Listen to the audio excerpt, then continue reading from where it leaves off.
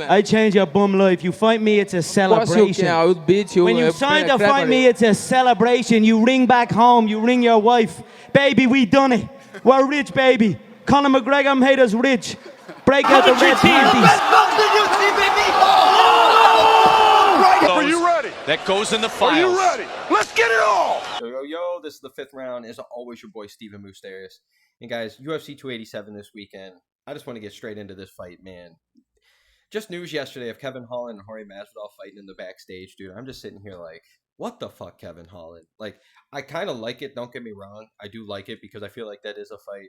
If Masvidal somehow loses this, I shouldn't say somehow, there's plenty of chances that he could lose this weekend to Gilbert Burns. But just saying, if he does lose this weekend, and maybe Kevin Holland, regardless if he wins or loses, like, I really think that's a fight that they can maybe make just because, you know, Jorge is such a big name and Kevin Holland's been talking forever. And, you know, I can maybe see it, but it's like, dude, like, what the fuck? Every time Kevin Holland does this shit, man, it's like, I wonder where his focus is. Like, I'm not trying to be a dick here or nothing. He's in the show. He's the fighter. He's in the dance and everything. But just as a fan, because I do like Kevin Holland. I think most people love Kevin Holland.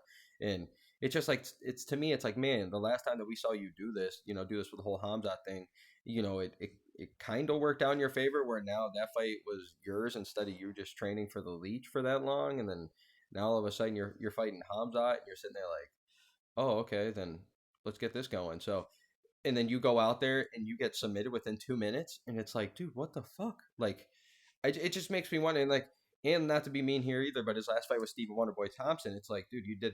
I know he was trying to do what we wanted to see as fans and everything, but like, at the same time, you kind of have to be a smart fighter, dude. You only get one chance. You have a short window to ever get a chance to become a champion and get the belt. And I don't know, not to be rude here, Kevin Holland might not be wanting that, you know, but I think he does. I can't speak for the guy, but it's like, you know, I think his goal was to ultimately become like a household name, which he has.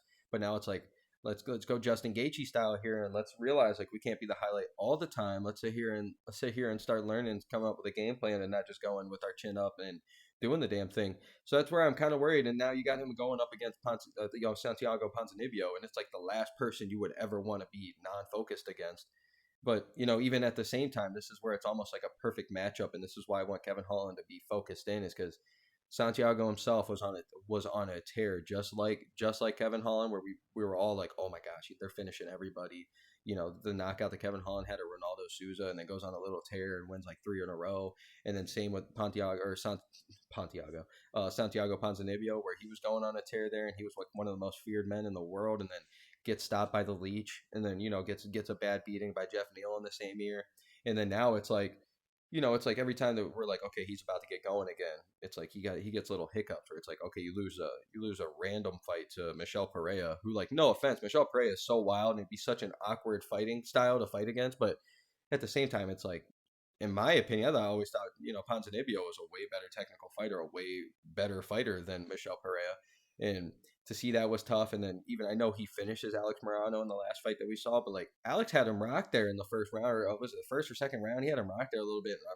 Definitely won the round, might even been a 10-8, but then he comes back and finishes it in the third, which was impressive.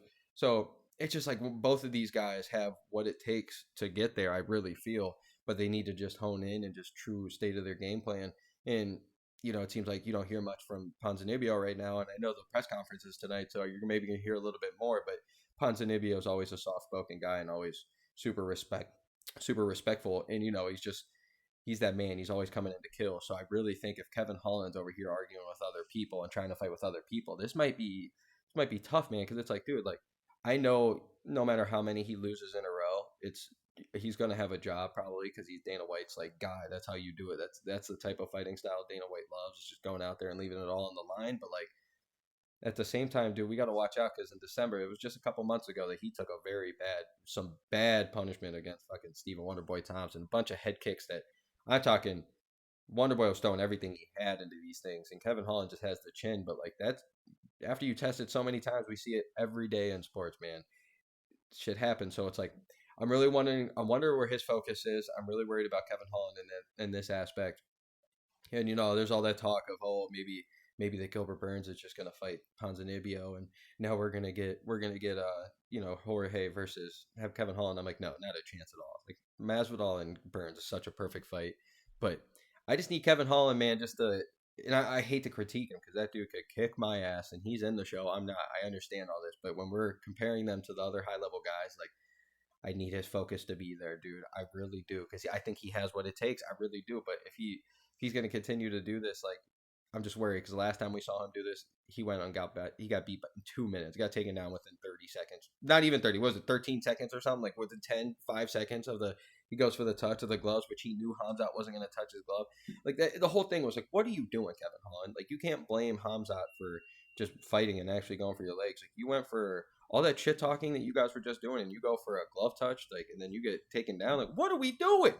You were just talking all that shit. So I don't know if he takes it serious. I think he's joking half the time, and that's my worry. These fighters don't be joking. So, as always, your boy Stephen Moustaris, and be ready, guys. I just posted Raul Rosas Jr. and how we just got to be patient with him, and I think he's probably going to be a star, clearly. But as long as UFC takes care of him, if you guys want to check that whole thing out, definitely. I just posted that, and then be ready. I'm about to be posting everything. So, thank you guys so much, and let's go, baby. UFC 287.